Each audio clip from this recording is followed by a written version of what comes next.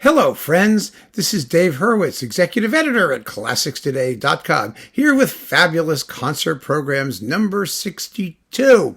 And it's the fifth in our series of the complete Dvorak symphonies, programming some of the lesser known works as well as the really super duper uber famous ones. Now, we're up to number 5. And if any of you know me, and you know number 5, you will know what the logical coupling is in the first half of the program. It is the Brahms Third Symphony, both of which are in F major. Both symphonies are in F major, the same actually as Beethoven's Pastoral Symphony, as if that makes any difference. The fifth is, in fact, one of Dvorak's more pastoral-flavored symphonies. He wrote 3 of them that qualify under that rubric, that have that sort of outdoorsy, open-air feel. Numbers 2, number 5, and number, you know it, 8. 8. That's this one. Yeah, 8.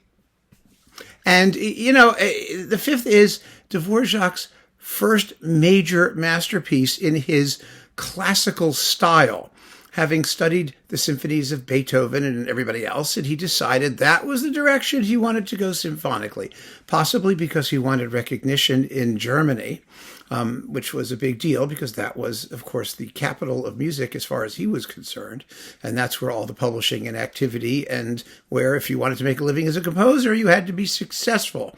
And so he wrote a symphony that was somewhat on the conservative side, but completely successfully so. It has no inhibitions. It has no issues. It's formally a work of genius. It's incredibly inventive. I actually wrote a paper on this symphony, which was published in a peer-reviewed academic journal, on Dvorak's Fifth Symphony being the proximate influence or model for Brahms' Third Symphony.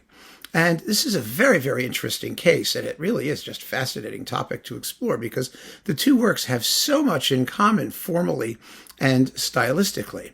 And, you know, the prejudice is always against Dvorak. It's Dvorak was a follower of Brahms to the extent that he became classical. He was listening to Brahms, and he was doing Brahms because he was Brahms, and Brahms was Brahmsian, and Dvorak was just a little peasant who sat at the feet of the great German Meister Brahms, and he said, Brahms, and that. Wrong. It's totally wrong.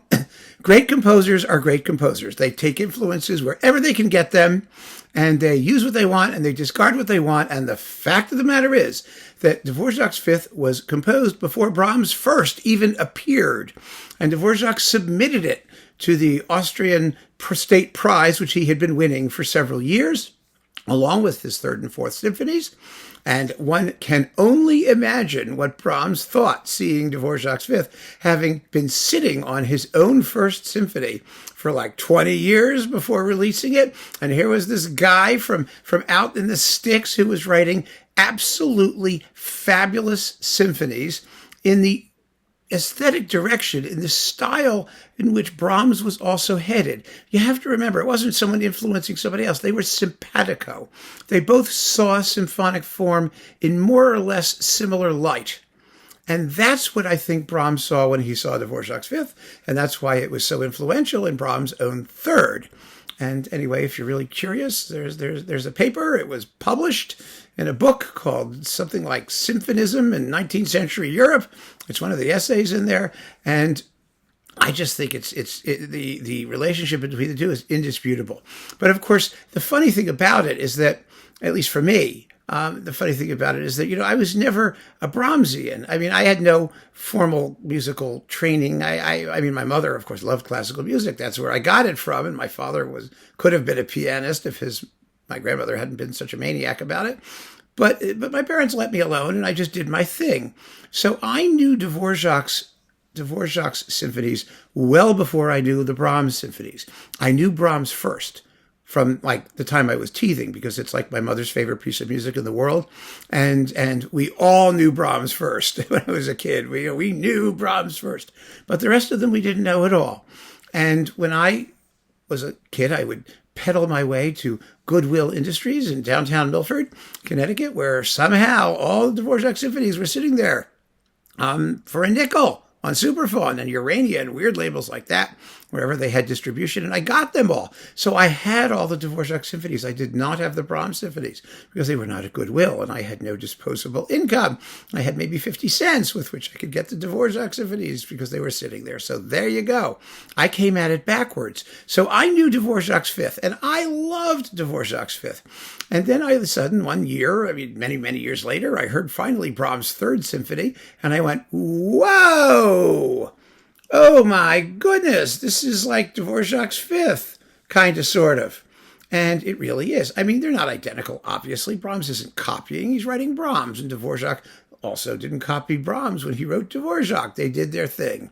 But the inspiration is clear, and the formal aspect is very clear. Formal in what way? Well, both symphonies begin in F major, and they have finales in a minor key, which is quite unusual, gradually going to the major. Now, of course, the Brahms ends quietly, the Dvorak ends loudly, but they both end with codas that are cyclical in nature. In other words, they bring back the themes from the beginning of the symphony, or the main motto from the symphony, and both symphonies have a motto.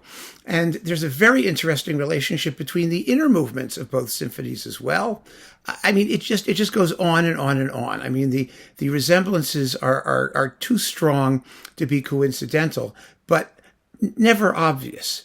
Never obvious. And, Dvorak met Brahms when Brahms was working on the third, and Brahms made a point of playing it for Dvorak as much as he had done. I don't think he had done the outer movements then. I think he played the two inner movements. But they had a lovely day together, and Brahms played Dvorak how much of the symphony he'd completed. And would I have given to be a fly on the wall for that conversation? Oh, my goodness.